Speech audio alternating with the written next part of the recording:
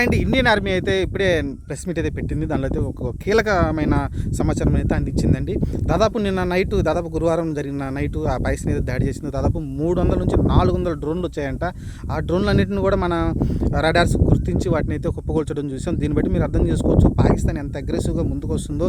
అంత అగ్రెసివ్గా వచ్చినప్పటికీ వాళ్ళైతే సక్సెస్ కాకుండా మన ఆర్మీ టీం అయితే మొత్తాన్ని అయితే తుదముట్టించేస్తుంది. వాళ్ళ డ్రోన్లు కావచ్చు, మిసైల్స్ కావచ్చు, దేన్ని కూడా మన దేశంలోకి అడుగు కూడా పెట్టనివ్వట్లేదు వాళ్ళ మిసైల్ని అయితే.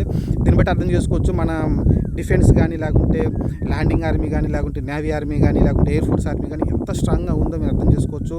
మనం ఎక్కువగా ఇప్పుడున్న వాడుతున్న ఆయుధాలన్నీ కూడా, మిసైల్స్ అన్నీ కూడా మన సొంతంగా తయారు చేసుకున్నాం. మన ఇండియాలో తయారు చేసుకున్నాం. S-4 అనేది చూస్తే అది ఎంత పనితనం చూపిస్తుంది చూడొచ్చు మనం.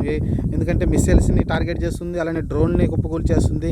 చాలా చాలా చాలా బాగా అయితే అది పనిచేస్తూ ఉంది. దాని గురించి ఇంత ముందు కూడా చర్చ నడిచింది మనం అది తయారు చేసినప్పుడు. ఎందుకంటే దానికి ఎక్కువ ఖర్చు పెట్టాం మనమైతే మనీ పరంగా చూసుకుంటే.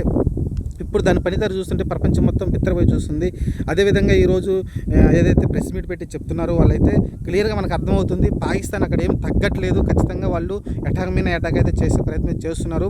చూద్దాం మరి ఏం జరగబోతుందో. ప్రస్తుతానికైతే భారత్ అయితే వెనుక తగ్గే ప్రసక్తి లేదన్నట్టుగా అయితే ముందుకు వెళ్తూ ఉంది. అలానే క్లియర్గా చెప్తుంది మేము ఉగ్రవాదులపైన దాడి చేస్తున్నాం తప్ప మిగతా పౌరులపైన కానీ వీటి మీద దాడి చేయమని చెప్తుంది. కానీ పాకిస్తాన్ అలా కాదు, పౌరులని అలానే కొన్ని సిటీస్ని టార్గెట్ చేసుకొని ముందుకైతే వెళ్తూ ఉంది.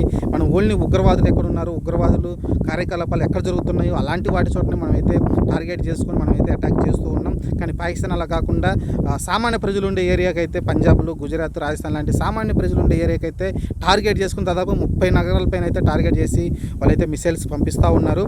దీని అయితే మనం ఖచ్చితంగా ప్రపంచం మొత్తం చూస్తూ ఉంది.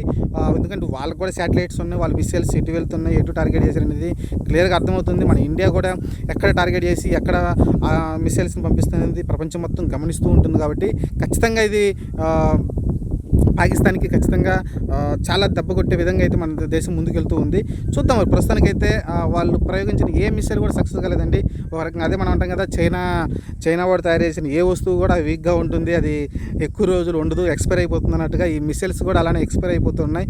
అదే ఇండియా మిసైల్స్ ప్రతి ఒక్కటి 100% సక్సెస్ అయినాయి. ఏదైతే టార్గెట్ చేసుకున్న ప్రతి ఒక్కటి డ్రోన్స్ కావచ్చు, లేకుంటే మిసైల్స్ కావచ్చు, మనం అనుకున్న టార్గెట్ని అయితే రీచ్ అయ్యాం. ఇదే మనం ఈరోజు ప్రెస్ మీట్లో అయితే మన ఆర్మీ టీం అయితే చెప్పడం చూసాం. ఓవరాల్గా అయితే మనం చాలా సక్సెస్ అయ్యి ముందుకు వెళ్తున్నట్టు చెప్తూ వస్తున్నారు. ప్రాణ నష్టం చాలా తక్కువ జరుగుతుందని చెప్పుకొచ్చారు. చూద్దాం మరి ఏం జరగబోద్దో. ప్రస్తుతానికైతే వార్ అయితే నువ్వు అనేటట్టుగా సాగట్లేదు. వన్ సైడ్ వార్గా నడుస్తుంది. అది గుర్తుపెట్టుకోండి, వన్ సైడ్ వార్గా నడుస్తుంది. పాకిస్తాన్ దరిదాపుల్లో కూడా లేదు మన దగ్గరికి.